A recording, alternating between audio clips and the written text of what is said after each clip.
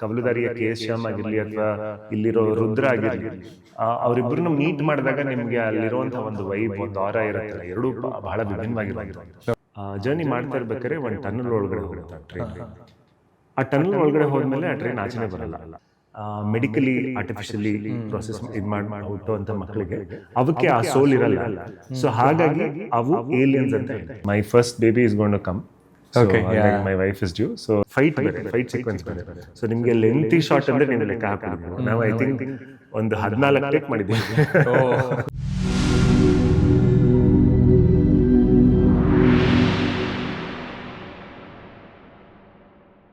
Hi, ಎಲ್ರಿಗೂ ನಮಸ್ಕಾರ. ನಾನು ಮನು ಆ್ಯಂಡ್ ವೆಲ್ಕಮ್ ಟು ಖಡಕ್ ಸಿನಿಮಾ. ಇವತ್ತು ನನ್ನ ಜೊತೆ ನನ್ನ ಶೋ ಅಲ್ಲಿ ರುದ್ರ ಗರುಡ ಪುರಾಣ ಸಿನಿಮಾ ಟೀಮಿಂದ ರಿಷಿ ಸರ್ ಇದ್ದಾರೆ, ಹಾಗೆ ನಂದೀಶ್ ಅವ್ರಿದ್ದಾರೆ. So welcome to the show. ನಮಸ್ಕಾರ ಮನು. ಹೇಗಿದ್ದೀರಾ? ಸೂಪರ್. ನೀವಿದ್ದೀರಾ ಸರ್? ಸೂಪರ್ ಸರ್, ಮೊದಲನೇ ಇಂಟರ್ವ್ಯೂ ಹೇಗನ್ನಿಸ್ತದೆ? ಚೆನ್ನಾಗಿ ಅನಿಸ್ತದೆ. ಹೊಸ ವರ್ಷದ ಆರ್ಥಿಕ ಶುಭಾಶಯಗಳು. ನಿಮಗೂ ಕೂಡ ಸರ್. ಈಗ ಹೊಸ ವರ್ಷಕ್ಕೆ ಕಾಲಿಟ್ಟಿದ್ದೀವಿ. ಎಸ್. ಆ್ಯಂಡ್ ಹೊಸ ವರ್ಷಕ್ಕೆ ಕಾಲಿಡೋದ್ರ ಜೊತೆಗೆ ಅಂದರೆ ಹೊಸ ವರ್ಷದಲ್ಲಿ ಮೊದಲನೇ ತಿಂಗಳಲ್ಲಿ ನಿಮ್ಮ ಸಿನಿಮಾ ಕೂಡ ರಿಲೀಸ್ ಆಗ್ತದೆ. How happy are you? Very happy. ಅಂದರೆ ಅಂದರೆ ಫಾರ್ ಎನಿ ಆರ್ಟಿಸ್ಟ್ ರಿಲೀಸ್ ಹತ್ರ ಬಂತು ಅಂತ ಹೇಳಿದ್ರೆ ಅದಕ್ಕಿಂತ ದೊಡ್ಡ excitement ಮತ್ತೊಂದಿರಲ್ಲ. Because you are constantly thinking about okay finally ಜನ ಸಿನಿಮಾ ನೋಡ್ತಾರೆ ಆ್ಯಂಡ್ ಹೇಗೆ ರೆಸ್ಪಾನ್ಸ್ ಬರುತ್ತೆ ಅನ್ನೋದ್ರ ಬಗ್ಗೆ ನೀವೇ ಒಂದಷ್ಟು ಆ್ಯಂಟಿಸಿಪೇಟ್ ಮಾಡ್ತಾ ಇರ್ತೀರಾ. So it's a very exciting time. And last ಇಯರ್ನ consider ಮಾಡಿದ್ರೆ when it comes to KFI, ಅಂದರೆ ಇನಿಷಿಯಲಿ ಸುಮಾರಷ್ಟು ಸಿನಿಮಾಗಳಿಗೆ ಜನ ಬರ್ತಿರ್ಲಿಲ್ಲ ಅನ್ನೋ ಪ್ರಾಬ್ಲಮ್ ಇತ್ತು, ಅಥವಾ ನಂಬರ್ ಆಫ್ ಫಿಲ್ಮ್ಸ್ ನೋಡ್ಕೊಂಡು ಬಂತು ಅಂತ ಅಂದರೆ didn't make really well in theatres, ಆ ಥರದ್ದೆಲ್ಲ ಆಯಿತು. But at the end of the year ಡಿಸೆಂಬರಲ್ಲಿ ಕನ್ನಡ ಸಿನಿಮಾಗಳು ಚೆನ್ನಾಗಿ ಹೋಗೋದಕ್ಕೆ ಸ್ಟಾರ್ಟ್ ಆಯಿತು ಆ್ಯಂಡ್ ಥಿಯೇಟ್ರಿಗೆ ಮತ್ತೆ ಜನಗಳು ಕೂಡ ಬಂದರು. ಈ ಸಿಚುವೇಷನಲ್ಲಿ ನಿಮ್ಮ ಸಿನಿಮಾ ಕೂಡ ರಿಲೀಸ್ ಆಗ್ತದೆ, ಇದ್ರ ಬಗ್ಗೆ ಏನು ಅನ್ಸುತ್ತೆ? ಮುಖ್ಯವಾಗಿ ನನಗೆ ಅಂದರೆ as part of the industry ನನಗೆ I was never worried about walk-ins ಅಥವಾ ವಾಕಿನ್ಸ್ ಡಿಪ್ ಆಗ್ತಾ ಇದೆ, ಜನ ಥಿಯೇಟ್ರಿಗೆ ಬರ್ತಾ ಇಲ್ಲ ಅನ್ನೋ ಒಂದು ಕಾನ್ವರ್ಸೇಷನ್ ಏನಿತ್ತು. ಅಫ್ಕೋರ್ಸ್ ಅಂದರೆ ಸೋಷಿಯಲ್ ಮೀಡಿಯಾ ಓಪನ್ ಮಾಡಿದಾಗ ನಾನು ಅಲ್ಲಿ ನೋಡ್ತಾ ಇದ್ದೆ ಥಂಬ್ನೇಲ್ಸ್ಗಳ ಮೇಲೆ ಇದೆಲ್ಲ ಬಂದಾಗ. ಬಟ್ ನನಗೆ ಅದು ಯಾವತ್ತೂ ಒಂದು ಕನ್ಸರ್ನಿಂಗ್ ಫ್ಯಾಕ್ಟರ್ ಆಗಿರಲಿ ಅಥವಾ ಇದರಿಂದ ನಾವೇನಾದರೂ ಯೋಚನೆ ಮಾಡಬೇಕಾ ಅಥವಾ ಏನಾದ್ರು ಆತಂಕಕ್ಕೆ ಈಡಾಗಬೇಕಾ ಅನ್ನೋವಂಥದ್ದು ಯಾವುದೂ ನನ್ನ ತಲೆಗೆ ಅದಿರಲಿಲ್ಲ. ಬಿಕಾಸ್ ಐ ಥಿಂಕ್ ಎರಡು ವಿಷಯಗಳನ್ನು ಅಕ್ಸೆಪ್ಟ್ ಮಾಡ್ಕೊಂಬಿಡ್ಬೇಕು. ಮೊದಲನೇದಾಗಿ ಹೌದು, ಕೋವಿಡ್ ಆದ ನಂತರ ಜನರು ಎಂಟರ್ಟೈನ್ಮೆಂಟ್ನ ವೀಕ್ಷಿಸುವಂಥ ಒಂದು ಪ್ಯಾಟರ್ನ್ ಏನಿದೆ ಅದು ಖಂಡಿತವಾಗ್ಲೂ ಒಂದು ಮಟ್ಟಕ್ಕೆ ಬದಲಾವಣೆ ಆಗಿದೆ. ಅಂದರೆ ಅದು ಜನರಿಗೆ ಗೊತ್ತಿದೆಯೋ ಗೊತ್ತಿಲ್ವೋ ಅದು ಗೊತ್ತಿಲ್ಲ ನಮಗೆ. ಬಟ್ ನಾವು ಸ್ಟ್ಯಾಟಿಸ್ಟಿಕ್ಸ್ ನೋಡಿದಾಗ ಅದು ಖಂಡಿತವಾಗ್ಲೂ ಚೇಂಜ್ ಆಗಿದೆ. ಸೊ ಹಾಗಾಗಿ ವಾಕಿನ್ಸ್ ಅನ್ನೋದೇನಿದೆ ಓವರಾಲ್ ಅದು ಡೆಫಿನೆಟ್ಲಿ ಓವರಾಲ್ ಡಿಪ್ ಆಗಿದೆ. ಅನ್ಲೆಸ್ ಈಗ ಫಾರ್ ಎಕ್ಸಾಂಪಲ್ ಯಾವ್ದಾದ್ರು ಒಂದು ಸಿನಿಮಾ ತುಂಬ ಚೆನ್ನಾಗಿದೆ ಅಂತ ರಿಪೋರ್ಟ್ ಬಂದ ಮೇಲೆ ಅಂಥ ಸಿನಿಮಾಗಳಿಗೆ ವಾಕಿನ್ಸ್ಗಳು ಪ್ರೀ ಕೋವಿಡ್ ಲೆವೆಲ್ಸಲ್ಲಿ ಏನಿತ್ತು you can still see that, or sometimes even more than that. But overall mid range ಸಿನಿಮಾಗಳಿಗೆ you can see that walkins ಅನ್ನೋದು ಡಿಪ್ ಆಗಿದೆ ಅನ್ನೋದೊಂದು ಇದ್ದೇ ಇರುತ್ತೆ. ಸೊ ನಮಗೆ ಟಾರ್ಗೆಟ್ ಯಾವಾಗಲೂ ಇರೋದೇನು ಅಂತ ಹೇಳಿದ್ರೆ ಸಿನಿಮಾ ರಿಲೀಸ್ ಆದಮೇಲೆ ಜನರು ಸಿನಿಮಾ ನೋಡಿ ಚೆನ್ನಾಗಿದೆ ಅಂತ ಮಾತಾಡೋ ಹಾಗೆ ಸಿನಿಮಾ ಮಾಡಬೇಕು ಅನ್ನೋವಂಥದ್ದು ಒಂದು target. So if we are not doing that then I get concern. So ನನಗೆ ಜನರು ಬರ್ತಿಲ್ವಾ ಅನ್ನೋದ್ರ ಬಗ್ಗೆ not even one day I have actually thought about it are worried about it. That's not the thing. Because content consumption ಇನ್ನೂ ತುಂಬ ಸ್ಟ್ರಾಂಗಾಗೇ ಇದೆ. Because people are still watching. ಅಂದರೆ it's a concerning factor that pirated versions ನೋಡ್ತಾರೆ, ಮತ್ತೊಂದು ನೋಡ್ತಾರೆ ಅನ್ನೋದೊಂದು ಬಿಟ್ಟರೆ ಆ ನೋಡೋ ಕಲ್ಚರ್ ಅಂತೂ ಇದ್ದೇ ಇದೆ. ಸೊ ಹಾಗಾಗಿ that is where cinemas will stay, theatres will stay. So ಅದ್ರ ಬಗ್ಗೆ ನನಗೆ ಆತಂಕ ಇಲ್ಲ. ಬಟ್ ಮುಖ್ಯವಾಗಿ ಖುಷಿಯಾಗಿದ್ದು ಬ್ಯಾಕ್ ಟು ಬ್ಯಾಕ್ ಕನ್ನಡ ಸಿನಿಮಾಗಳು ಹಿಟ್ ಆಗಿದ್ದಕ್ಕೆ ಅದಕ್ಕೆ ಸಂತೋಷ ಇದೆ. ಆ್ಯಂಡ್ ಫೆಸ್ಟಿವಲ್ ಡೇಟ್ಸ್ಗೆ ಕನ್ನಡ ಸಿನಿಮಾಗಳು ಬಂದಾಗ ಅದು ಚೆನ್ನಾಗಿ ಪರ್ಫಾರ್ಮ್ ಮಾಡೋದು ಇಂಡಸ್ಟ್ರಿಗೆ ತುಂಬ ಹೆಲ್ಪ್ ಆಗುತ್ತೆ ಅದು. ಬಿಕಾಸ್ ಅಲ್ಟಿಮೇಟ್ಲಿ ನಾವು ಒಂದು ಸಿನಿಮಾ ಮಾಡ್ಬೋದು ಅಥವಾ ಕಲಾವಿದರಾಗಿ 2 ಸಿನಿಮಾ 3 ಸಿನಿಮಾ ಮಾಡ್ಬೋದು ಮ್ಯಾಕ್ಸಿಮಮ್ ವರ್ಷಕ್ಕೆ. ಸೊ ಬೇರೆ ಸಿನಿಮಾಗಳು ವರ್ಕ್ ಆದಾಗ ನಮಗೆ ಅನುಕೂಲ ಆಗೋದು. ಸೊ ಹಾಗಾಗಿ that way very happy with that. And sir, ಇದು ನಿಮ್ಮ ಎರಡನೇ ಸಿನಿಮಾ. ಮೊದಲನೇ ಸಿನಿಮಾ ಡಿಯರ್ ವಿಕ್ರಮ್ ಮಾಡಿದ್ರಿ. ಪ್ರಾಬ್ಲಿ ಅದು ಡೈರೆಕ್ಟ್ OTT ರಿಲೀಸ್ ಆಯಿತು ಅಂತ ಕಾಣುತ್ತೆ. ಇದು ಥಿಯೇಟ್ರಿಕಲಿ ಪ್ರಾಕ್ಟಿಕಲಿ ಮೊದಲನೇ ಸಿನಿಮಾ ರಿಲೀಸ್ ಆಗ್ತಾ ಇರೋದು ಇನ್ ದ ವೇ. ಸೊ ಹಂಗೆ ನೋಡ್ಕೊಂಡು ಹೋದರೆ ಅಂದರೆ ಈಗ ಮೊದಲನೇ ಸಿನಿಮಾ OTT ಡೈರೆಕ್ಟಾಗಿ ರಿಲೀಸ್ ಆಯಿತು. This is A theatrical cinema. So theatrical cinema ಮಾಡಬೇಕು ಅಂತಂದಾಗ ಗ್ರಾಮರ್ ಸಿನಿಮಾ ಏನೋ ಡಿಫ್ರೆನ್ಸ್ ಇತ್ತಾ, ಅಥವಾ ನೀವು ಈಗ ಮೊದಲನೇ ಸಿನಿಮಾ ಮಾಡಿದ್ದಕ್ಕೂ ಎರಡನೇ ಸಿನಿಮಾ ಮಾಡಿದ್ದಕ್ಕೂ very strong with subject content, ಇಲ್ಲ ನಾನು ಇದನ್ನು ಒಂದು ಸಿನಿಮಾ ಅಂತ ಮಾಡ್ತೀನಿ, ಅದು OTTಗೆ ಬೇಕಾದ್ರೂ ಆಗಲಿ ಅಥವಾ ಥಿಯೇಟ್ರಿಗೆ ಬೇಕಾದ್ರೂ ಆಗಲಿ ಅನ್ನೋ ಕನ್ಸೆಪ್ಷನಲ್ಲಿ ಬಂದಿದ್ದ? ಇಲ್ಲ, ಆ ಥರ ಏನಿಲ್ಲ. ನಮ್ಗೆ ಆ್ಯಕ್ಚುಲಿ ಡಿಯರ್ ವಿಕ್ರಮ್ OTTಗೆ ಹೋಗಿದ್ದು ಒಂದೇ ಕಾರಣ ಅಂದರೆ ಕರೋನಾ ಬಂದಿದ್ದು. ಸೊ 2 ವರ್ಷ ಡಿಲೇ ಆಯಿತು. ಸೊ ಆಮೇಲೆ ನಾವೊಂದು ಕಾನ್ಸೆಪ್ಟನ್ನ ಏನಾದರೂ ಮಾಡಬೇಕಂತ ಹೋಗ್ತಾ ಇರ್ತೀವಲ್ಲ, ಸಮ್ ಟೈಮ್ ಏನಾಗುತ್ತೆ ಅಂತ ಹೇಳಿದ್ರೆ ಅದಕ್ಕೂ ಏಜ್ ಅನ್ನೋದು ಆಗ್ಬಿಡುತ್ತೆ. ಸೊ ಆ ಥರ OTTಗೆ ಸಪ್ರೇಟು ಮತ್ತು ಥಿಯೇಟ್ರಿಗೆ ಸಪ್ರೇಟ್ ಆ ಥರ ಏನಿಲ್ಲ ಆ ಸಿನಿಮಾ. ಪ್ಲಸ್ಸು ನಮ್ಗೆ ಅದಕ್ಕೆ ಬಿಫೋರು ನಾನು ವರ್ಕ್ ಮಾಡಿದ್ದು ಡೈರೆಕ್ಟ್ರು ರೈಟರಾಗಿ ಪೃಥ್ವಿ, ಸವಾರಿ, ಚಂಬಲ್ ಎಲ್ಲ ವರ್ಕ್ ಮಾಡಿದೆ. ಮತ್ತು ತೆಲುಗಲ್ಲಿ ವೆಬ್ ಸೀರೀಸಲ್ಲೆಲ್ಲ ವರ್ಕ್ ಮಾಡಿದ್ದು. ಥಿಯೇಟ್ರಿಕಲ್ಲಿ ರಿಲೀಸ್ ಆಗಿ ಎಲ್ಲ ಎಕ್ಸ್ಪೀರಿಯೆನ್ಸ್ ಇದೆ. ಪ್ಲಸ್ ನಾವು ಫಸ್ಟ್ ಆಫ್ ಆಲ್ ನೋಡೋದು ಬಿಸ್ನೆಸ್ ಪಾಯಿಂಟ್ ಆಫ್ ವ್ಯೂಯಿಂದ. ಸೊ ಹಂಗಾಗಿ ಕರೋನಾ ಬಂತು, ಇದಾಯಿತು, ಅದು ಮಾಡಿದ್ವಿ. ಇವಾಗ ಇದು actually as A director first movie ನೀವು ಹೇಳ್ದಂಗೆ ಥಿಯೇಟ್ರಿಕಲ್ ರಿಲೀಸು. ಓಕೆ. ಆ್ಯಂಡ್ ರುದ್ರಗರುಡ ಪುರಾಣ ಅಂದ ತಕ್ಷಣ ನಮ್ಮ ತಲೆಗೆ ಸ್ಟ್ರೈಟಾಗಿ ಬರೋದು ನಮ್ಮ ಒಂದು ಹಿಂದೂ ಧರ್ಮದಲ್ಲಿರುವಂತಹ ಪುರಾಣ, ಅದ್ರ ರೆಫರೆನ್ಸು. ಆ್ಯಂಡ್ ಸತ್ಮೇಲೆ ಏನಾಗುತ್ತೆ ಆ ಥರದ್ದು ಒಂದು ರೆಫರೆನ್ಸ್ ಬರುತ್ತೆ. ಆ್ಯಂಡ್ ಟ್ರೈಲರ್ ನೋಡಿದಾಗ ಅದೆಲ್ಲ ಒಂದು ಸ್ವಲ್ಪ ಕನೆಕ್ಟೆಡ್ ಅಂತ ಅನಿಸ್ತು. ಹೆಂಗೆ ಈ ಟೈಟಲ್ ಹುಟ್ಟಿದ್ದು ಎಲ್ಲ? ಅಂದರೆ ಸಿನಿಮಾದಲ್ಲಿ ಇವಾಗ ಗರುಡ ಪುರಾಣದಲ್ಲಿ ಕೆಲವು ಅಂದರೆ ನೀವು ಹೇಳ್ದಂಗೆ ಆಫ್ಟರ್ ಡೆತ್ತು ಇಲ್ಲಿ ಮಾಡಿರೋ ಪಾಪಗಳಿಗೆ ಏನೇನು ಶಿಕ್ಷೆ ಕೊಡ್ತಾರೆ ಆ ಥರದ್ದೆಲ್ಲ ಬರ್ತಾ ಹೋಗುತ್ತಲ್ಲ. ಸೊ ಇಲ್ಲೂ ನಮ್ಮ ಸಬ್ಜೆಕ್ಟಿಗೆ ಅದನ್ನು ಒಂದು ಅಡ್ಯಾಪ್ಟ್ ಮಾಡ್ಕೊಂಡಿದ್ದೀವಿ. ಗರುಡ ಪುರಾಣದ ಶಿಕ್ಷೆಗಳು ಇಲ್ಲಿ ಏನಾಗುತ್ತೆ, ಒಂದು ಇನ್ವೆಸ್ಟಿಗೇಷನ್ ಮೇಲೆ ಹೋದಾಗ ಸಿಗೋ ಅಂಥ ವ್ಯಕ್ತಿಗಳಾಗಲಿ ಇದಾಗಲಿ ಅದ್ರ ಸುತ್ತ ಇದನ್ನೆಲ್ಲ ಎಣ್ಕೊಂಡು ಹೋಗಿದ್ದೀವಿ ಕಥೆನ. ಓಕೆ. ಸೊ ಹಾಗಾಗಿ ಅಂದರೆ ಇದು ಟೈಟಲ್ ಹಿಟ್ಟಾದ್ಮೇಲೆ ಕತೆ ಬರೆದಿರೋದ, ಇಲ್ಲ ಕತೆ ಬರೆದಾದ್ಮೇಲೆ ಇದು ಆ್ಯಪ್ ಟೈಟಲ್ ಅಂತ ಅನ್ಸುತ್ತಾ ನಿಮಗೆ? ಇಲ್ಲ, ಕತೆ ಬರಿತಾ ಇದು ಯಾವುದೂ ಇರಲಿಲ್ಲ, ಆಮೇಲೆ ಇದು ಮಾಡ್ಕೊಂಡಿದ್ದು. ಆ್ಯಂಡ್ ಋಷಿ ಅವ್ರಿಗೆ ಅಂತಲೇ ಬರೆದಿದ್ದ ಕತೆನ, ಇಲ್ಲ ಬರೆದಾದ್ಮೇಲೆ ಇವ್ರು ಸೂಟ್ ಆಗ್ತಾರೆ ಅಂತ ನೀವು ಆಯ್ಕೆ ಮಾಡ್ಕೊಂಡಿದ್ದ? ಇಲ್ಲ, ಬರೆದಾದ್ಮೇಲೆ ರಿಷಿ ಸರ್ ಸೂಟ್ ಆಗ್ತಾರೆ, ಅದರಲ್ಲೂ ಎಕ್ಸ್ಪೆಷಲಿ ಪೊಲೀಸ್ ಆಫೀಸರು ಇದೆಲ್ಲ ಅದಕ್ಕೆ ಅಂತ ಮಾಡಿ. ಸೊ ನಿಮಗೆ ಕೇಳಿದ ತಕ್ಷಣ ಅಂದರೆ top of the mind subject ಕೇಳಿದ ತಕ್ಷಣ ಏನಂತ ಅನ್ನಿಸ್ತು? ಐ ಥಿಂಕ್ ಲೈನಲ್ಲಿ ಯೂಶ್ವಲಿ ಏನಾಗುತ್ತೆ, ಒಂದು ಲೈನ್ ಕೇಳಿದಾಗ ನಮಗೆ ಅಲ್ಲೇ ಪ್ರಿಟಿ ಮಚ್ ಒಂದು ವೈಬ್ ಸಿಗುತ್ತೆ. ಏನೋ ಇದು ಪೊಟೆನ್ಷಿಯಲ್ ಹೇಗೆ ಅನಿಸ್ತಾ ಇದೆ ಏನು ಅಂತ. ಆ್ಯಂಡ್ ಮುಖ್ಯವಾಗಿ ಆ್ಯಕ್ಚುಲಿ ನಂದೀಶ್ ಸರ್ ಮೇಲೆ ನಂಬಿಕೆ ಇತ್ತು ಮುಂಚೆನೆ, ಮೀಟ್ ಮಾಡೋ ಮುಂಚೆನೆ. We know that okay this is a collaboration that will work ಅನ್ನೋ ಆ ಒಂದು ನಂಬಿಕೆ ಆಲ್ರೆಡಿ ಇತ್ತು. ಸೊ ಹಾಗಾಗಿ ಅವ್ರು ಯಾವುದೋ ಒಂದು ವರ್ಕ್ ಮಾಡ್ತಾ ಇದ್ದಾರೆ ಒಂದು ಸ್ಟೋರಿ ಮೇಲೆ, ಅಥವಾ ಒಂದು 2-3 ಆಪ್ಷನ್ಸ್ ಇಟ್ಕೊಂಡಿದ್ರು. ಆಗಿದ್ದಾಗಲೇ ನಾನು it's almost like a done deal.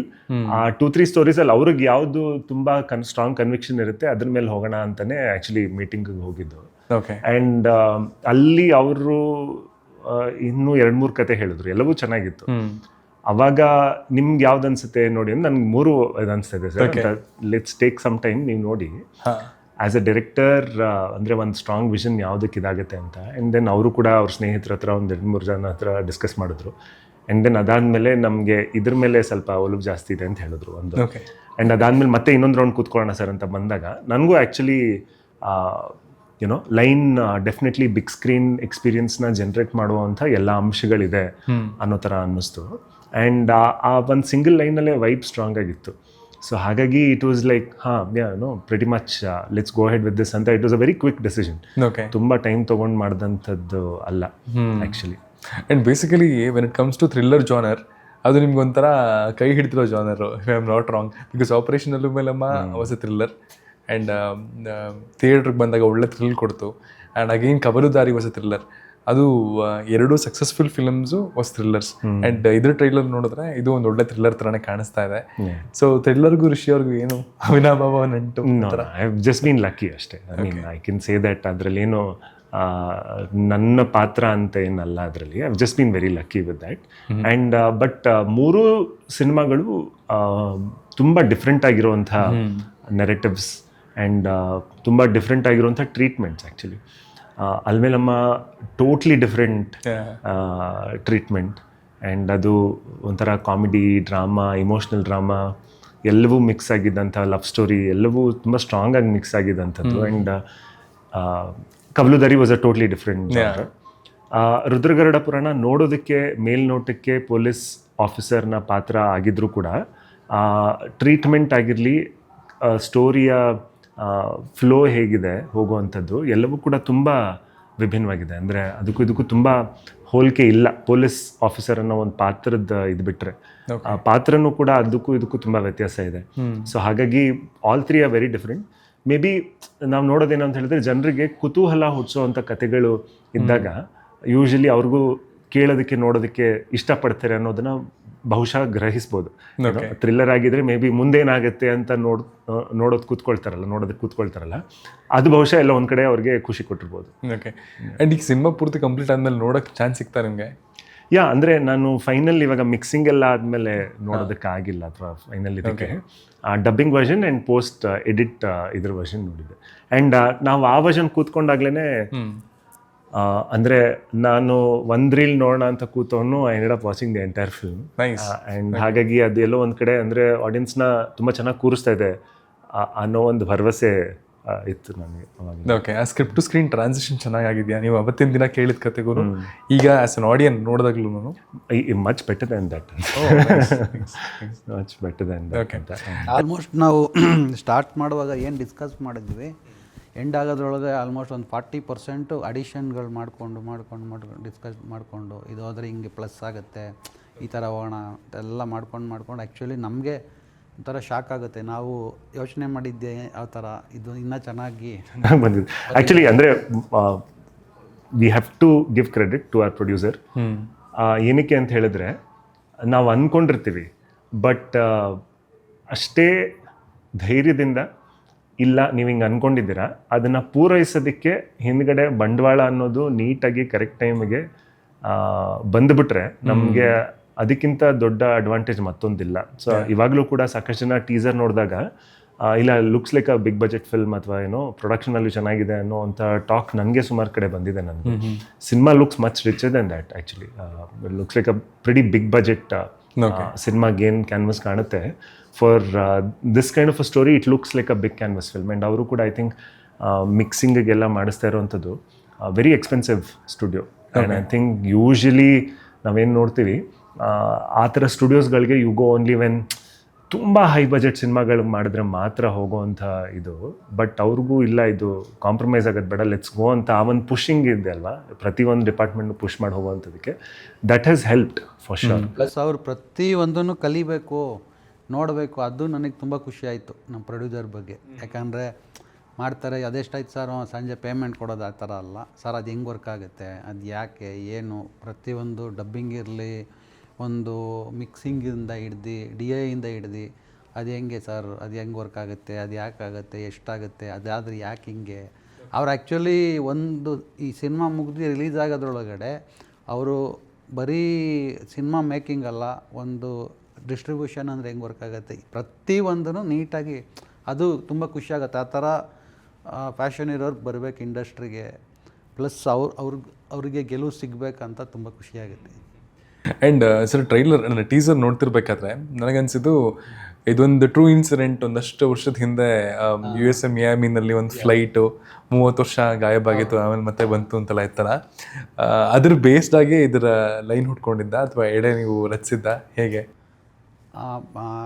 First ಒಂದು ಕತೆ ಅಂದ್ಕೊಂಡಾಗ ಒಂದು ಈ ಥರ ಯೋಚನೆ ಮಾಡುವಾಗ ಸಡನ್ನಾಗಿ ಈ ಥರ ಎಲ್ಲೋ ಕೇಳಿದ್ವಲ್ಲ ನಾವು ಕತೆನ ಆಲ್ರೆಡಿಯಾ ಏನೋ ಅನ್ನೋದಾಗ ಕರೆಕ್ಟ್ ಅಲ್ಲ ಇದು, ಈ ಥರ ಒಂದು ಫ್ಲೈಟ್ 30 ವರ್ಷದ ಹಿಂದೆ ಹೊರಟು ಮಿಸ್ ಆಗಿದ್ದು ಮತ್ತೆ ಆಫ್ಟರ್ 30 years ಬರುತ್ತೆ ಅನ್ನೋದು ಒಂದು ನೀವು ಇದರಲ್ಲಿ ಸ್ಪೆಕ್ಯುಲೇಷನ್ ನಿಜಾನ ಸರ್ ಅದು? ಅಂದರೆ ಆ್ಯಕ್ಚುಲಿ ಅದು ಫ್ಲೈಟ್ ನಂಬರ್ 914 ಅಂತ ಹೇಳಿ ನೀವು ಅದ್ರ ಬಗ್ಗೆ ಗೂಗಲಲ್ಲಿ ನೋಡಿದ್ರೆ ಎಲ್ಲ ಬರುತ್ತೆ ಅದ್ರ ಬಗ್ಗೆ ಡೀಟೇಲು. ಅದೊಂದು ಮಿಸ್ಟ್ರಿ, ಮೇ ಬಿ ಅದು ನಿಜಾನೂ ಇರ್ಬೋದು ಸುಳ್ಳು ಇರ್ಬೋದು, ಆ ಥರ ಒಂದು ಇದು. ಇನ್ನೊಂದು ಟ್ರೈನ್ ಕತೆ ಇದೆ ಸೇಮ್ ಇದೇ ಥರನೇ. ಅಂದರೆ ಅದೊಂದು luxury train actually, only 106 passengers accommodate ಮಾಡುವಂಥ ಒಂದು ಟ್ರೈನ್ ಅದು. ಓಕೆ.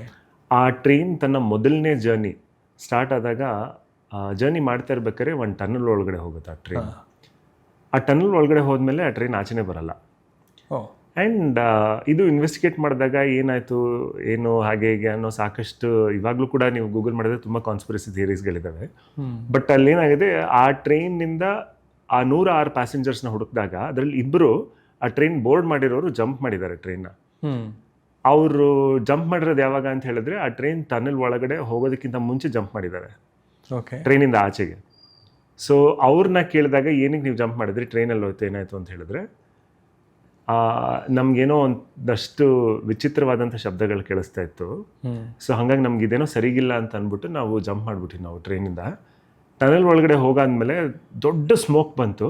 ನಮ್ಗೆ ಏನಾಯಿತು ಗೊತ್ತಿಲ್ಲ, ಏನಿದು ಗೊತ್ತಿಲ್ಲ, ಹಂಗೆ ಹಿಂಗೆ ಅಂತ ಅವರಿಬ್ಬರು ಸ್ಟೇಟ್ಮೆಂಟ್ ಕೊಟ್ಟಿದ್ದಾರೆ. ಸೊ ಇದ್ರದ್ದು ಸಾಕಷ್ಟು ಕಾನ್ಸ್ಪಿರಸಿ ಥಿಯರೀಸ್ ಇದೆ. ಇದು ಏನಾದರೂ ಅವ್ರು ಹೇಳಿದ್ದು ಸುಳ್ಳ ಅಥವಾ ಗವರ್ಮೆಂಟ್ ಏನಾದ್ರು ಮಾಡ್ತಾ, ಆಮೇಲೆ ಸಾಕಷ್ಟು ಜನ ಹೋಗಿ ಆ ಟನಲ್ನಲ್ಲಿ ಹೋಗಿ ಏನಾದ್ರು ಆಕ್ಸಿಡೆಂಟ್ ಆಗಿದ್ರೆ ಎವಿಡೆನ್ಸ್ ಸಿಗುತ್ತಾ, ಏನೇನೋ ಟ್ರೈ ಮಾಡಿದ್ದಾರೆ. ಸೊ ಇದೆಲ್ಲ ಆಗಿ ಒಂದು ಟ್ರೂ ಸ್ಟೋರಿ ಏನು ಅಂತ ಹೇಳಿದ್ರೆ, ಆ ಟನಲ್ನ ಸೀಲ್ ಮಾಡಿಬಿಟ್ಟಿದ್ದಾರೆ, ಅಬ್ಯಾಂಡನ್ ಮಾಡಿದ್ದಾರೆ. ಇದೇನೋ ಈ ಟನಲ್ ಸರಿಗಿಲ್ಲ, ಇದ್ರಲ್ಲಿ ಏನೋ ಒಂದು ಕೆಟ್ಟ ಪ್ರಭಾವ ಇದೆ ಅಂತ ಹೇಳಿ ಆ ಟನಲ್ನು ಕೂಡ ಅವತ್ತೇ ಓಪನ್ ಮಾಡಿರೋದವರು. ಫಸ್ಟ್ ಟೈಮ್ ಆ ಟ್ರೈನು ಟನಲ್ ಎರಡೂ ಒಟ್ಟಿಗೆ ಓಪನ್ ಮಾಡಿರೋಂಥದ್ದು. ಸೊ ಈ ಥರದ ಕತೆ ಇದೆ. ಅಂದರೆ ಟ್ರೈನ್ ಏನು ಎವಿಡೆನ್ಸ್ ಸಿಕ್ಕಿಲ್ಲ.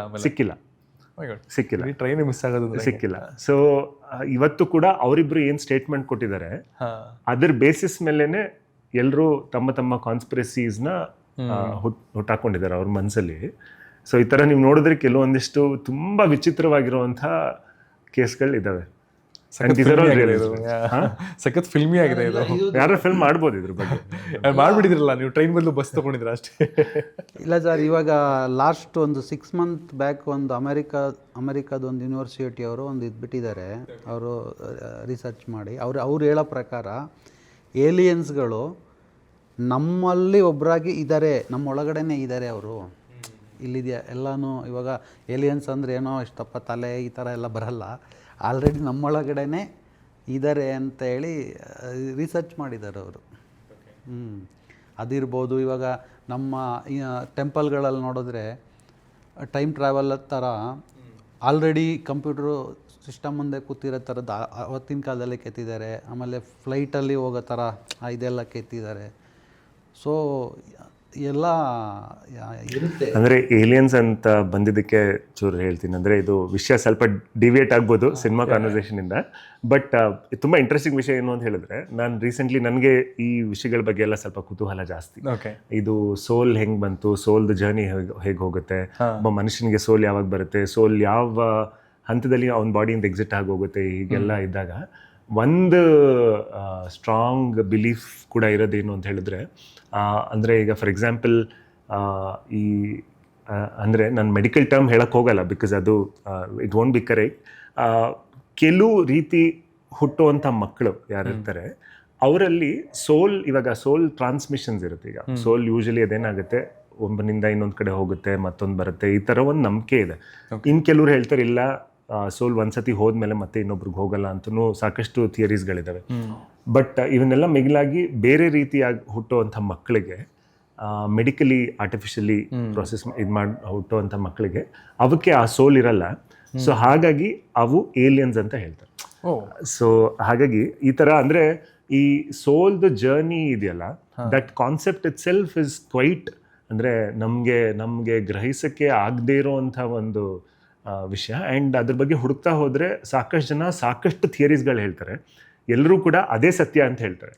ಬಟ್ ಯಾವುದು ನಿಜವಾಗ್ಲೂ ಏನೋ ಕರೆಕ್ಟ್ ಅನ್ನೋದು ಬಹುಶಃ ಅಂದರೆ it's left to all of us to figure out. But I mean it's different from the film. And ಸಿನಿಮಾದಲ್ಲಿ ಬಸ್ ಕೂಡ ಒಂದು ಮುಖ್ಯವಾದ ಪಾತ್ರನ ವಹಿಸಿದೆ. 30 ವರ್ಷದ ಹಿಂದೆ ಕಾಣೆಯಾಗೋ ಬಸ್ಸು ಮತ್ತೆ ಕಾಣಿಸ್ಕೊಳ್ಳುತ್ತೆ ಅಥವಾ ಕಾಣಿಸ್ಕೊಳ್ಳಲ್ಲ, ಈ ವಿಷಯಗಳು ಟೀಸರಲ್ಲಿ ತುಂಬ ಕುತೂಹಲವನ್ನು ಮೂಡಿಸುತ್ತೆ ಒಂದು ಕಡೆ. ಬಟ್ ನನಗೆ ಇನ್ನೊಂದು ಕುತೂಹಲ ಮೂಡಿಸಿದ ವಿಷಯ ಅಂತಂದರೆ ಒಂದು ಹಾರರ್ ಎಲಿಮೆಂಟ್ ಕೂಡ ಕಾಣಿಸ್ತು ಸಿನಿಮಾದಲ್ಲಿ. But when I was checking with the genre ಯಾವುದು ಅಂತ ಅಲ್ಲಿ ನೋಡಿದಾಗ ನನಗೆ ಅದು ಮಿಸ್ಟ್ರಿ ಥ್ರಿಲ್ಲರ್, ಇನ್ವೆಸ್ಟಿಗೇಷನ್ ಥ್ರಿಲ್ಲರ್ ಅಂತಲೇ ಕಾಣಿಸ್ತು. ಹಾರರ್ ಎಲಿಮೆಂಟ್ ಸಿನಿಮಾದಲ್ಲಿ ಇದೆಯಾ? ಇದೆ, RR ಎಲಿಮೆಂಟ್ಸು ಇದೆ. ಹಾರರ್ ಥ್ರಿಲ್ಲರ್ ಒಂಥರ ಇದು. ಅಂದರೆ ಒಂದು ನನಗೆ ಪ್ರೇಕ್ಷಕನಾಗಿ ನಾನು ಹೇಳ್ತೀನಿ, ನನಗೆ ಫಸ್ಟ್ ಕತೆ ಕೇಳಿದಾಗ ಯೂಶಲಿ ಅದರ ಒಂದು ಕೇಸ್ ಇದೆ ಅಂತ ಹೇಳಿದಾಗ, ಓಕೆ ಈ ಥರದ ಕೇಸ್ ಇದೆ, ಇವ್ರುಗಳು ಬಹುಶಃ ಸಸ್ಪೆಕ್ಟ್ಸು ಅಥವಾ ಸಸ್ಪೆಕ್ಟ್ಸ್ನ ಅಥವಾ ಕ್ರಿಮಿನಲ್ನ ನೀವೆಲ್ಲರೂ ಹಿಂಗೆ ಹೋಗಿ ಹುಡುಕಿದ್ರೆ ಸಿಗ್ಬೋದು ಅನ್ನೋ ಥರದ್ದು ಒಂದು ಪ್ಯಾಟರ್ನ್ ಇರುತ್ತಲ್ವ, ಅದು ಯೂಶಲಿ ನಾವು ಹಂಗೆ ಅದೊಂದು ಎಕ್ಸ್ಪೆಕ್ಟ್ ಮಾಡ್ತೀವಿ. ಬಟ್ ಇಲ್ಲಿ ನಿಮಗೆ ಇದೊಂಥರ ಬಗೆಹರ್ಸಕ್ಕಾಗದೇ ಇರೋವಂಥ ಒಂದು ಕೇಸು, ಆ್ಯಂಡ್ ಕಣ್ಣಿಗೆ ಕಾಣದೇ ಇರೋವಂಥ ಸಸ್ಪೆಕ್ಟ್ಸ್ಗಳು.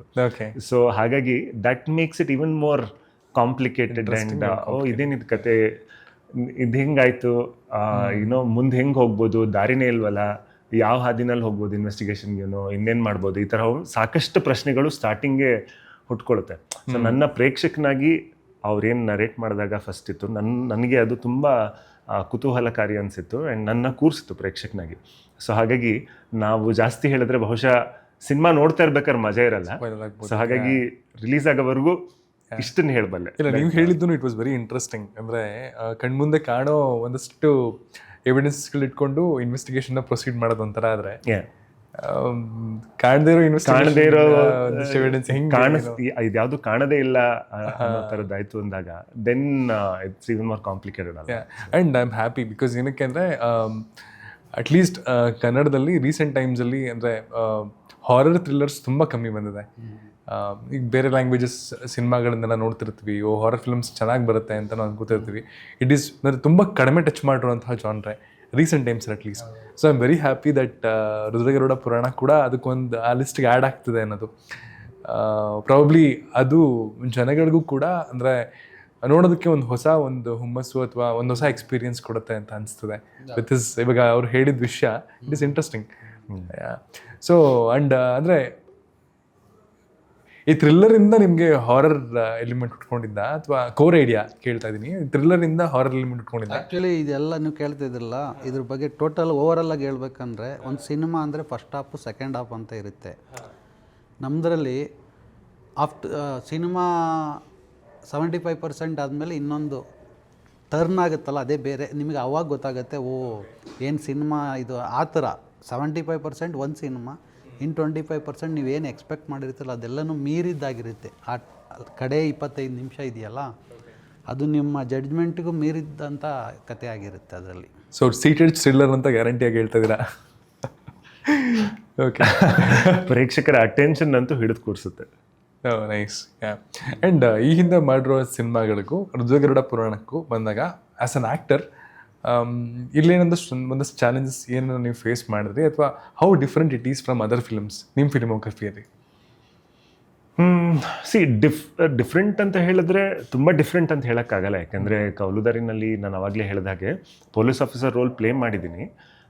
ಸೊ ಅಂದರೆ world of the character similarity ಇದ್ರೂ ಕೂಡ ಅವನ ಬಿಹೇವಿಯರ್ ಆಗಿರಲಿ, ಕವಲುದಾರಿಯ KS ಶ್ಯಾಮ್ ಆಗಿರಲಿ ಅಥವಾ ಇಲ್ಲಿರೋ ರುದ್ರ ಆಗಿರಲಿ, ಅವರಿಬ್ಬರನ್ನ ಮೀಟ್ ಮಾಡಿದಾಗ ನಿಮಗೆ ಅಲ್ಲಿರುವಂಥ ಒಂದು ವೈಬ್, ಒಂದು ಆರ ಇರುತ್ತಲ್ಲ, ಎರಡೂ ಬಹಳ ವಿಭಿನ್ನವಾಗಿರುವಂಥದ್ದು. Rudra is for more aggressive and ಅವನು ಅಗ್ರೆಷನ್ ಲೆವೆಲ್ ಕಂಪೇರ್ ಮಾಡಿದ್ರೆ Rudra is very aggressive that way, ಹಂಗೆ ನೋಡಿದ್ರೆ. ಸೊ ಆ ಒಂದು ಡಿಫ್ರೆನ್ಸ್ ಕಂಡು ಬರುತ್ತೆ. ಆ್ಯಂಡ್ ನನಗೆ any genre, any script for that matter ಎಲ್ಲವೂ ಚಾಲೆಂಜಿಂಗಾಗೇ ಇರುತ್ತೆ. ಅಂದರೆ ಯಾವುದು I don't take anything for granted that way. ಇದು because I think story telling ಅಥವಾ ಸ್ಟೋರಿ ಪ್ಯಾಟರ್ನ್ ಸ್ವಲ್ಪ ವಿಭಿನ್ನವಾಗಿದ್ದರಿಂದಾಗಿ ಅದಕ್ಕೆ ಹೆಂಗೆ ನಾನು how do I come close to that, ಅದನ್ನು ಹೆಂಗೆ ಅರ್ಥ ಮಾಡ್ಕೊಳ್ಳಿ ಅನ್ನೋಂಥದ್ದು ಆ ಒಂದು ಪ್ರಾಸೆಸ್ ಯೂಶಲಿ ಸ್ವಲ್ಪ ಟೈಮ್ ಹಿಡಿಯುತ್ತೆ. ಆ್ಯಂಡ್ ಆವಾಗ ಕೆಲವು ಸತಿ ಚರ್ಚೆಗಳಿಂದ ಹೆಲ್ಪ್ ಆಗುತ್ತೆ. ಇನ್ನು ಕೆಲವು ಸತಿ ಸೆಟ್ಟಿಗೆ ಹೋದ್ಮೇಲೆ ಅವರು ಯಾವ ಥರ ಸೆಟ್ ಕ್ರಿಯೇಟ್ ಮಾಡಿದ್ದಾರೆ, ಆವಾಗ ಇದನ್ನು ಹಿಂಗೆ ಯೋಚನೆ ಮಾಡ್ತಾ ಇದ್ದಾರೆ ಇವರು ಅಂತ ಅಲ್ಲಿ ಹೇಳ್ಬೋದು. ಕೆಲವು ಸತಿ ಯಾವಾಗಲೂ ಕೂಡ ಮಾತುಕತೆ ಮೇಲೆ ಡಿಪೆಂಡ್ ಆಗೋ ಅವಶ್ಯಕತೆ ಇರಲ್ಲ. ಈಗ ಈ ಸಿನಿಮಾದಲ್ಲಿ ನೋಡಿದಾಗ ಸಾಕಷ್ಟು ಬಾರಿ ನಾವೇನು ಅಂದ್ಕೊಂಡಿರ್ತೀವಿ ಸೆಟ್ಟಿಗೆ ಹೋದಾಗ ಹಾಗೇ ಇರುತ್ತೆ, ಕೆಲವು ಸಲ ಇನ್ನೊಂದು ಕೆಲವು ಸತಿ ಬೇರೆ ಥರ ಇರುತ್ತೆ. ಆವಾಗ then you have to start thinking, oh ಇದನ್ನು ನೋಡಿರೋದು ಹೀಗೆ, ನಾನು ಐ ಹ್ಯಾವ್ ಟು ಅಡ್ಯಾಪ್ಟ್ ನಾವು ಅಕಾರ್ಡಿಂಗ್ ಟು ದಿಸ್ ಅನ್ನೋ ಥರ ಆ ಚೇಂಜಸ್ಗಳು ಆಗ್ತಾನೆ ಇರುತ್ತೆ ಸಾಮಾನ್ಯವಾಗಿ. So that's what excites me as an actor. And ಹಾಗಾಗಿ ಇದರಲ್ಲಿ ಶೇಡ್ಸ್ ಕೂಡ ತುಂಬ ಇಂಟ್ರೆಸ್ಟಿಂಗ್ ಆಗಿದೆ. ಅಂದರೆ the graph of the character, because ಸ್ಟಾರ್ಟಿಂಗಲ್ಲಿ ಅವನಿಗೆ ಅವನದೇ ಆದಂಥ ಐಡಿಯಲ್ಸ್ ಇರುತ್ತೆ, ಅವನದೇ ಆದಂಥ ವ್ಯಾಲ್ಯೂ ಸಿಸ್ಟಮ್ ಇರುತ್ತೆ. ಅದು ನಾಟ್ ನೆಸೆಸರಿಲಿ ಅವ್ನ ಸುಪೀರಿಯರ್ಸ್ ಅದನ್ನು ಅಪ್ರಿಷಿಯೇಟ್ ಮಾಡೋ ಅಂಥದ್ದು ಆಗಿರಲ್ಲ. ಸೊ ಹಾಗಾಗಿ ಆ ಒಂದು ದ್ವಂದ್ವ, ಒಂದು ಕಾನ್ಫ್ಲಿಕ್ಟ್ ಆ ಕ್ಯಾರೆಕ್ಟ್ರಲ್ಲಿ ಇರುತ್ತೆ. ಜೊತೆಗೆ ಮದುವೆ ಆಗಿರಲ್ಲ, ಮದುವೆ ಆಗಬೇಕು ಅನ್ನೋ ಆಸೆ ಇರುತ್ತೆ, ಅದು ಇರಲ್ಲ. ಅದು ಎಲ್ಲದಕ್ಕಿಂತ ಮಿಗಿಲಾಗಿ ಅವ್ನಿಗೇನೋ ಇನ್ನೂ ಏನೋ ಒಂದು ಎಕ್ಸೈಟಿಂಗ್ ಕೇಸ್ ಬೇಕು, ನಾನು ಇನ್ನೂ ಏನೋ ಮಾಡಬೇಕು ಸಮಾಜದಲ್ಲಿ, I have to bring a difference ಅನ್ನೋ ಒಂದಷ್ಟು ಅವನದೇ ಐಡಿಯಲ್ಸ್ ಇರುತ್ತೆ. ಬಟ್ ನೋಡಿದ್ರೆ ಅವನ್ನ ಪ್ರಮೋಟ್ ಅಲ್ಲದೆ ಡಿಮೋಟ್ ಮಾಡಿಬಿಟ್ಟು ಬೇರೆ ಡಿಪಾರ್ಟ್ಮೆಂಟ್ಗೆ ಕಳಿಸ್ತಾರೆ. And he hates that. So ಎಲ್ಲ ಕಾನ್ಫ್ಲಿಕ್ಟ್ಸ್ ಮಧ್ಯದಲ್ಲಿ ಒಂದು ವೆರಿ ಚಾಲೆಂಜಿಂಗ್ ಕೇಸ್ ಬಂದಾಗ ಕ್ಯಾರೆಕ್ಟರ್ಗೆ ಎಲ್ಲ ಕಡೆಯಿಂದನೂ ಒಂದು ಪ್ರೆಷರ್ ಇರುತ್ತಲ್ಲ, ಪರ್ಸ್ನಲ್ ಲೈಫಿಂದಾಗಲಿ ಪ್ರೊಫೆಷ್ನಲ್ ಲೈಫಿಂದಾಗಲಿ, ದೆನ್ ಈ ಕೇಸ್ ಮೂಲಕ ಎಲ್ಲ ಆ ಒಂದು conflict and graph of the character as an actor play ಮಾಡೋದಕ್ಕೆ ಡೆಫಿನೆಟ್ಲಿ ಮಜಾ ಇದೆ ಅಂತ. So I was very excited that way. And ಕಾನ್ಫ್ಲಿಕ್ಟ್ಗಳ ಬಗ್ಗೆ ಮಾತಾಡ್ತಾ ಇರ್ಬೇಕಾದ್ರೆ ಕ್ಯಾರೆಕ್ಟರ್ ಆರ್ಟ್ ತುಂಬ ಚೆನ್ನಾಗಿದೆ ಅಂತ ನನಗೂ ಅನಿಸ್ತದೆ. ಬಿಕಾಸ್ ಅಷ್ಟು ಕಾನ್ಫ್ಲಿಕ್ಟ್ಗಳ ನಡುವೆ ಈ ಥರದೊಂದು ಕೇಸ್ ಬರುತ್ತೆ ಅಂದರೆ ಅಫ್ಕೋರ್ಸ್ ಆ ಗ್ರಾಫ್, ಸಿನಿಮಾ ಗ್ರಾಫ್ ಕೂಡ ಚೆನ್ನಾಗಿರುತ್ತೆ ಐ ಬಿಲೀವ್ ನೀವು ಹೇಳಿದ ಪ್ರಕಾರ. ಆ್ಯಂಡ್ ಟೀಸರ್ ನೋಡಿದಾಗ ಇನ್ನೊಂದು ಕುತೂಹಲ ನಂಗೆ ಮೂಡಿಸಿದೇನು ಅಂತಂದರೆ, ಕೊನೆಯಲ್ಲಿ ಅರ್ಧ ಗರುಡ ಪುರಾಣ ಕನ್ನಡದಲ್ಲಿ ಕೂಡ ಬರುತ್ತೆ, ತಮಿಳಲ್ಲಿ ಕೂಡ ಬರುತ್ತೆ, ತೆಲುಗುನಲ್ಲಿ ಕೂಡ ಬರುತ್ತೆ. ಸೊ ಈಗ ಅದು 3 ಲ್ಯಾಂಗ್ವೇಜಲ್ಲಿ ರಿಲೀಸ್ ಆಗ್ತದೆ ಹೇಗೆ? ಇವಾಗ ನಾವು ಫಸ್ಟಿಗೆ ಕನ್ನಡ ತೆಲುಗು ಸೇಮ್ ಜನವರಿ 24ಕ್ಕೆ ರಿಲೀಸ್ ಮಾಡ್ತಾ ಇದ್ದೀವಿ. ಅದಾದಮೇಲೆ ಬೇರೆ ಲ್ಯಾಂಗ್ವೇಜಲ್ಲಿ ಮಾಡೋದಕ್ಕೆ ಇದು ಮಾಡ್ತಿದ್ದೀವಿ. ಓಕೆ. ಸೊ ಇದು ಇನಿಷಿಯಲಿನೇ ಅಂದರೆ ಆ ಮೈಂಡ್ ಸೆಟ್ಟಲ್ಲೇ ಸಿನಿಮಾ ಸ್ಟಾರ್ಟ್ ಮಾಡಿದ್ದ? ಹೌದು. ನಾವು ಆ್ಯಕ್ಚುಲಿ ಫಸ್ಟ್ ಸ್ಟಾರ್ಟ್ ಮಾಡಿದಾಗಲೇ ಕನ್ನಡ ಆ್ಯಂಡ್ ತೆಲುಗು ಮಾಡೋಣ ಅಂತಲೇ ಮಾಡಿದ್ದು. ಆಲ್ರೆಡಿ ತೆಲುಗು ಒಬ್ಬರು ಡಿಸ್ಟ್ರಿಬ್ಯೂಟರ್ ಎಲ್ಲ ಮಾತಾಡಿ ಅಲ್ಲೂ ನಾವು ಜೋರಾಗಿ ರಿಲೀಸ್ ಮಾಡಿಕೊಡ್ತೀವಿ ಅಂತೆಲ್ಲ. ಏನಕ್ಕೆ ಕೇಳಿದೆ ಅಂದರೆ, ಈ ಹಿಂದೆ ರಿಷಿ ಅವ್ರದ್ದು ಕೂಡ ತೆಲುಗು ಒಂದು ವೆಬ್ ಸೀರೀಸ್ ರಿಲೀಸ್ ಆಗಿತ್ತು, ಅದಕ್ಕೂ ಒಳ್ಳೆ ಪ್ರಶಂಸೆ ಕೂಡ ಬಂದಿತ್ತು. ಸೊ ಅದೆಲ್ಲವೂ ಕೌಂಟ್ ಆಗಿ ಕನ್ನಡ ತೆಲುಗು ಅಂತ ಪ್ಲಾನ್ ಮಾಡಿದ್ದು. ಹೌದು ಸರ್. ಸೊ ಕನ್ನಡ ತೆಲುಗು ಒಂದು ಸೇಮ್ ಡೇ ಬರ್ತದೆ ಆ್ಯಂಡ್ ತಮಿಳ್ ಮುಂದಕ್ಕೆ ಬರುತ್ತೆ. ತಮಿಳು ಮಲಯಾಳಂ ಎಲ್ಲ ನೋಡಿಕೊಂಡು ರಿಲೀಸ್ ಮಾಡೋಣ ಅಂತ. ಅಲ್ಲಿ ಬೇರೆ ಬೇರೆ ರಿಲೀಸ್ ಇದೆ ಆ ಡೇಟ್ಗಳಿಗೆ, ಅದ್ರ ಮೇಲೆ ಡಿಪೆಂಡ್ ನೋಡ್ಕೊಂಡು ಮಾಡೋಣ ಅಂತ. ಓಕೆ ಸರ್, ಮುಂದಿನ ಲೈನಪ್ಸ್ ಹೇಗಿದೆ? ಸದ್ಯಕ್ಕೆ ರುದ್ರಗರುಡ ಪುರಾಣ ಇದಾದಮೇಲೆ ನೆಕ್ಸ್ಟ್ ಇನ್ನೊಂದು cinema almost done, so that will happen. And then after that I will start shooting. Okay, sure. And ನಾ ಇಂಟರ್ವ್ಯೂ ಮಾಡೋ ಪ್ರತಿಯೊಬ್ಬರಿಗೂ ಒಂದು ಪ್ರಶ್ನೆ ಕೇಳ್ತಾ ಇರ್ತೀನಿ, ನಿಮ್ಮ ಜೀವನದ ಖಡಕ್ ಮೂಮೆಂಟ್ ಏನು ಅಂತ. ಬಿಕಾಸ್ ನಮ್ಮ ಚಾನಲ್ ಹೆಸರು ಖಡಕ್ ಸಿನಿಮಾ ಅಂತ. ಖಡಕ್ ಮೂಮೆಂಟ್ ಏನು ಅಂತಂದರೆ ಲೈಫ್ ಗ್ರಾಫಲ್ಲಿ ಯಾವುದಾದ್ರೂ ಒಂದು ಲೋ ಪಾಯಿಂಟ್ಗೆ ಹೋದ್ಮೇಲೆ ನನಗೆ ಮಾಡೋಕ್ಕಾಗಲ್ಲ ಅಂತ ಎಲ್ರಿಗೂ ಅನಿಸಿರುತ್ತೆ. ಆಮೇಲೆ ಸರ್ಟೈನ್ ಪಾಯಿಂಟಲ್ಲಿ ಇಲ್ಲ ನನಗೆ ಆಗುತ್ತೆ ಅಂತ ಕಮ್ ಬ್ಯಾಕ್ ಮಾಡಿರ್ತೀರ, like phoenix. That's why you are. ಇವತ್ತು ನೀವು ನಂದೀಶ್ ಆಗಿದ್ರೆ, ರಿಷಿ ಆಗಿದ್ರೆ, ತುಂಬ ಜನ ನಿಮ್ಮನ್ನು ಫಾಲೋ ಮಾಡ್ತಾ ಇರ್ತಾರೆ. ನಿಮ್ಮದು ಆ ಥರದೊಂದು ಖಡಕ್ ಮೂಮೆಂಟು ನಮಗೆ ಅಥವಾ ನಮ್ಮ ಆಡಿಯನ್ಸ್ಗೆ ಇನ್ಸ್ಪೈರ್ ಮಾಡಲಿ ಅನ್ನೋದಕ್ಕೆ ಈ ಪ್ರಶ್ನೆ. ವಾಟ್ ಈಸ್ ಯುವರ್ ಲೈಫ್ಸ್ ಖಡಕ್ ಮೂಮೆಂಟ್? ತುಂಬ ಇದೆ, ಬಟ್ ನಮ್ಮ ಮೂವಿದ್ದು ಹೇಳ್ಬೇಕಂದ್ರೆ ಒಂದು ಕ್ಲೈಮ್ಯಾಕ್ಸ್ ಫೈಟ್ ಸೀನು ಮಾಡಿದ್ವಿ. ಅದು HMTಲ್ ಮಾಡಿದ್ವಿ. ಅದು ಹೆಚ್ಚು ಕಮ್ಮಿ ತುಂಬ ದೊಡ್ಡ ಸೆಟ್ ಹಾಕಿ ಒಂದು 8 ದೊಡ್ಡ ಈ ಹೋಮ ಮಾಡೋ ಕುಂಡಗಳು ಬರುತ್ತಲ್ಲ ಆ ಥರ, ಅದೆಲ್ಲ ಹಾಕಿ ಮಾಡಿದ್ವಿ. ಗ್ಯಾಸ್ ಒಂದು ಹೆಚ್ಚು ಕಮ್ಮಿ ಒಂದು 30-40 ಸಿಲಿಂಡ್ರ್ಗಳು ಇಟ್ಕೊಂಡು, ಮತ್ತು ಅದಕ್ಕೆ ಇದಾಕ್ಬೇಕೇನು ಇದ್ಲಾಗ್ತಾ ಇರಬೇಕು, ಅದು ಉರಿತಾನೆ ಇರಬೇಕು. ಅದರೊಳಗಡೆ ಶೂಟ್ ಮಾಡಿದ್ದಿತ್ತಲ್ಲ, 3 ದಿನದೊಳಗಡೆ ನಮಗೆ 15 ಹೊಗೆ ಬೆಂಕಿ ಬರ್ತಾನೆ ಇತ್ತು. ಪ್ಲಸ್ ಅದರಲ್ಲಿ ಇನ್ನೊಂದು ಏನು ಮಾಡಿದ್ವಿ ಅಂದರೆ 360 ಡಿಗ್ರಿ ಕ್ಯಾಮ್ರಾ ಫೈಟಿಗೆ ಯೂಸ್ ಮಾಡೋಣ ಅಂತೇಳಿ ಒಂದು 30-40 ಜನ ಫೈಟರ್ಸು ಯೂಸ್ ಮಾಡಿದ್ವಿ. ಫಸ್ಟ್ ಟೈಮ್ ಫೈಟಿಗೆ ಅದನ್ನು ನಾವು ಕನ್ನಡದಲ್ಲಿ ಯೂಸ್ ಮಾಡಿರೋದು. 360 ಡಿಗ್ರಿ ತಿರುಗ್ತಾ ಇರುತ್ತೆ. ಅದು ಆ ಟೈಮಿಂಗ್ಸಿಗೆ ಕಂಪೋಸಿಷನ್ಗೆ ಮಾಡಬೇಕು. ಅದು ಆ್ಯಕ್ಚುಲಿ ತುಂಬ ಚೆನ್ನಾಗಿ ಮಾಡಿದ್ರು ಸಾರು. ಅದು ತುಂಬ ಚಾಲೆಂಜಿಂಗ್ ಆಗಿತ್ತು. ಆ ಟೈಮಲ್ಲಿ ತುಂಬಾ ಟೆನ್ಷನ್ ಆಗ್ಬಿಡ್ತು, ಯಾಕಂದರೆ ಅದು ತಿರುಗ್ತಾ ಇರುತ್ತೆ, ಇದು ಉರಿತಾ ಇರಬೇಕು, ಎಲ್ಲದು ಅಟ್ ಎ ಟೈಮ್ ವರ್ಕ್ ಆಗಬೇಕು. ಅಷ್ಟು ಜನ ಫೈಟರ್ಸು, ಪ್ಲಸ್ ಅದು ಫುಲ್ಲು ಜೋರಾಗಿ ತಿರುಗ್ತಾ ಇರುತ್ತೆ ಕ್ಯಾಮ್ರಾ, ಪ್ಲಸ್ಸು ಈ ಗ್ಯಾಸ್ಗಳು ಇದೆಲ್ಲ ಬೆಂಕಿ ಉರಿತಾ ಇರಬೇಕು. ಸ್ವಲ್ಪನೂ ಇದಾಗಂಗಿಲ್ಲ, ಸ್ವಲ್ಪ ಭಯ ಇರುತ್ತೆ. ಅದು ಒಂದು ಸ್ವಲ್ಪ ಫೈನಲಿ ಆನ್ ಸ್ಕ್ರೀನ್ ತುಂಬ ಚೆನ್ನಾಗಿ ಬಂದಿದೆ. ಈಗ ಅದು I think very physically taxing ಕೂಡ. ಯಾಕೆ ಅಂತ ಹೇಳಿದ್ರೆ, ಒಂದ್ಸತಿ ನೀವು ಕ್ಯಾಮ್ರಾ ರಿಗ್ ಆಯ್ತು ಅಂತ ಹೇಳಿದ್ರೆ ಒಂಥರ ಫ್ಯಾನ್ ತಿರುಗ್ದಂಗೆ. ಐ ಥಿಂಕ್ ಅದರದ್ದು ರಿಗ್ದು ಆರ್ಮ್ ತುಂಬ ದೊಡ್ಡದು. ಇನ್ಫ್ಯಾಕ್ಟ್ ಸೊ ಹಾಗಾಗಿ ನಿಮಗೆ ಒಂದು ದೊಡ್ಡ ಫ್ಯಾನ್ ತಿರುಗಿದಾಗ ಹಂಗಿರುತ್ತೆ ಅದು. ಆ್ಯಂಡ್ ಅದು ತುಂಬ ಫಾಸ್ಟಾಗಿ ತಿರುಗುತ್ತೆ. ಓಕೆ, ಬಂದಾಗ ನಿಮ್ಗೆ ಏನಾಗುತ್ತೆ, ಲೆಂತಿ ಟೇಕ್ ತಗೊಳ್ತೀವಿ. ಸೊ ಹಾಗಾಗಿ ಐ ಥಿಂಕ್ ಅದು ಫೈಟ್ ಸೀಕ್ವೆನ್ಸ್ ಬೇರೆ. ಸೊ ನಿಮಗೆ ಲೆಂತಿ ಶಾಟ್ ಅಂದರೆ ನೀವು ಲೆಕ್ಕ ಹಾಕೊಳ್ಳಿ. ನಾವು ಐ ಥಿಂಕ್ ಒಂದು 14 ಟೇಕ್ ಮಾಡಿದ್ದೀವಿ. ಅದು ರಿಗ್ ಮಾಡೋದಕ್ಕೆ ಒಂದಿನ ಆಗುತ್ತೆ, ಮತ್ತೆ ರಿಮೂವ್ ಮಾಡೋಕೆ ಒಂದಿನ ಆಗುತ್ತೆ, ಸೆಟಪ್ ಮಾಡೋಕ್ಕೆ. ಸೆಟಪ್ಪು ಹೆಚ್ಚು ಕಮ್ಮಿ ನಿಮಗೆ ಒಂದು 100 ಫೀಟ್ ಇರುತ್ತೆ. ಅದು ಅವ್ರು ಅರ್ಜುನ್ ಮಾಸ್ಟ್ರು ತುಂಬ ಚೆನ್ನಾಗಿ ಮಾಡಿದ್ರು. ಅವ್ರು ಹೇಳಿದ್ರು, ಸರ್ ಈ ಥರ ಒಂದು ರಿಸ್ಕ್ ತೊಗೊಳ್ಳೋಣ ಅಂದರೆ ಮಾಡೋಣ ಸರ್ ಅಂದರೆ ಖಂಡಿತ ಮಾಡೋಣ ಅಂತ ಹೇಳಿ ಮಾಡಿದ್ವಿ. ಅದು ಕ್ಲೈಮ್ಯಾಕ್ಸ್ ಫೈಟಲ್ಲಿ ಬರುತ್ತೆ. ಅದು ಲಿಟ್ರಲಿ ಆ್ಯಂಡ್ ಆಲ್ಸೋ ಇನ್ನೊಂದೇನಾಗುತ್ತೆ, ಸಿಕ್ಕಾಬಿಟ್ಟೆ ಡಸ್ಟ್. ಸೊ ನಿಮಗೆ 3 ಡೇಸ್ ಆದಮೇಲೆ ಬಹುಶಃ ಎಲ್ರಿಗೂ ರಿಕವರ್ ಆಗೋಕ್ಕೆ ಒಂದು 6 months ಆಯ್ತದು. Because of the amount of dust and everything. ಅದು ಅಂದರೆ ಗೊತ್ತಾಗಲ್ಲ ಇದು ಮಾಡಿದಾಗ. ಸ್ಕ್ರೀನ್ ಮೇಲೆ ನೋಡಿದಾಗ ಅದ್ರ ಹಿಂದೆ ಇಷ್ಟೊಂದಿದೆ ಅಂತ ಅನ್ಸಲ್ಲ.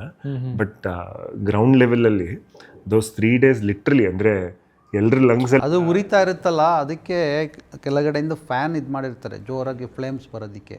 ಆ ಫ್ಲೇಮ್ಸ್ ಜೊತೆ ಬೂದಿ ಬರ್ತಾನೆ ಇರುತ್ತೆ, ಸುತ್ತ ಉರಿತಾ ಇರುತ್ತೆ, ಆ ಫ್ಲೇಮ್ಸ್ಗಳು ಬರ್ತಾ ಇರುತ್ತೆ, ಬೆಂಕಿ. ಇದು ನೀವು ಲಿಟ್ರಲಿ ಇದರಲ್ಲಿ ನೋಡಿದ್ರೆ ಹಂಗೆ ಹೊಗೆ ಒಳಗಡೆ ಫುಲ್ಲು ಕಾಣೋದು. ಲೈಟ್ ಆನ್ ಮಾಡಿದ್ರೆ ಭಯ ಆಗೋದು ಒಳಗಡೆ ಹೋಗೋಕ್ಕೆ. ಅಯ್ಯೋ ಏನು ಮುಖಕ್ಕೆ ಮಾಸ್ಕ್ ಎಲ್ಲ ಹಾಕ್ಕೊಂಡೆಲ್ಲ ಹೋಗ್ತಿದ್ವಿ.